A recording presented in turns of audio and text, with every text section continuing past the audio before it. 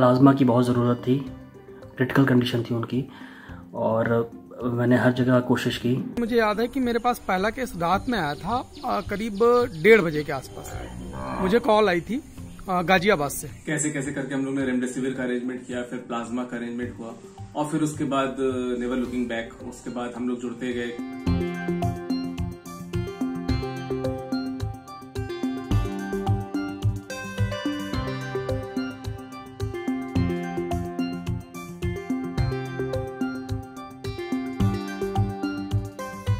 मुझे आज भी याद है कि 19 अप्रैल की सुबह थी और मेरे रूममेट विभव का मुझे कॉल आया कि विकास, पापा की तबीयत बहुत सीरियस है एंड डॉक्टर्स ने रेमडेसिविर इंजेक्शन का लिखा है।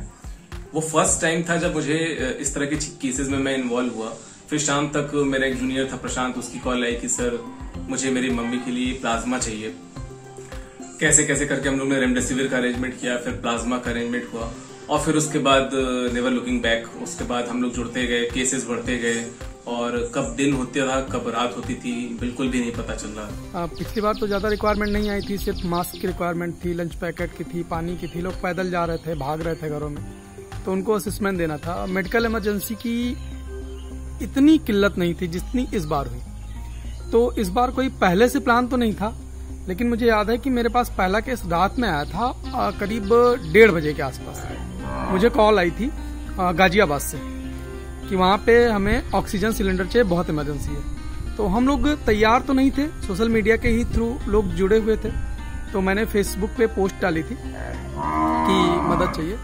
तो उसमें वहीं की एक दोस्त है गरिमा गौतम, उसने वहाँ का बताया कि यहाँ पे ऑक्सीजन सिलेंडर अवेलेबल है और कुछ कॉन्टैक्ट दिए। तो उस कॉन्टैक्ट के थ्रू उनको ये ऑक्सीजन सिलेंडर उपलब्ध हो गया था।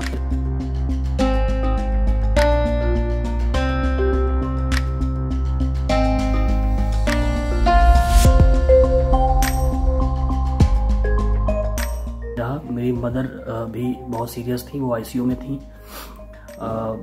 प्लाज्मा की बहुत ज़रूरत थी, क्रिटिकल कंडीशन थी उनकी और मैंने हर जगह कोशिश की।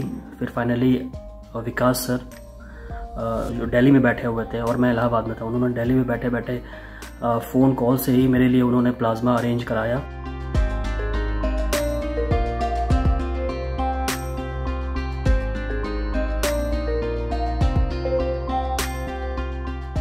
लेकिन एक चेन जो जरूरी थी कि एक चेन होती तो हम हर जगह कवर अप कर पाते, हर जगह पहुंच पाते।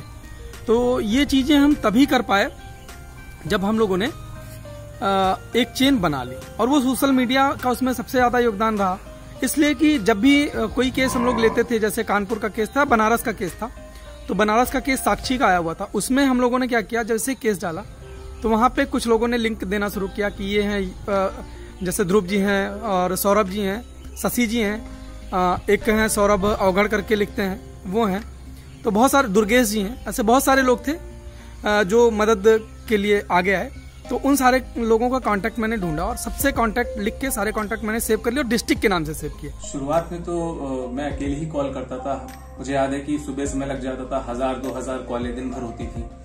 फिर मैंने फेसबुक पे देखा कि बहुत से मेरे फ्रेंड वो भी इंडिविजुअली ये काम कर रहे हैं।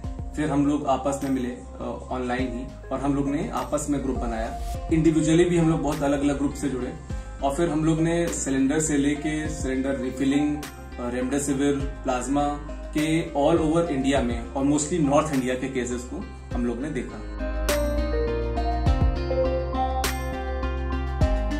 जब पहली बार किसी केस के थ्रू हमें ये पता चला कि हमारी दी हुई हेल्प से किसी की जान बच गई, तो ये बहुत बड़ा मोटिवेटिंग फैक्टर था। और हालांकि इस जर्नी में ऐसे बहुत से ऐसे भी मोड़ आए जब हम लोग को नकारात्मक खबरें भी मिली, लेकिन सकारात्मक खबरें इतनी ज्यादा थी कि वो हमें लगातार आगे बढ़ाने के लिए बहुत ही फोर्स का काम करती थी।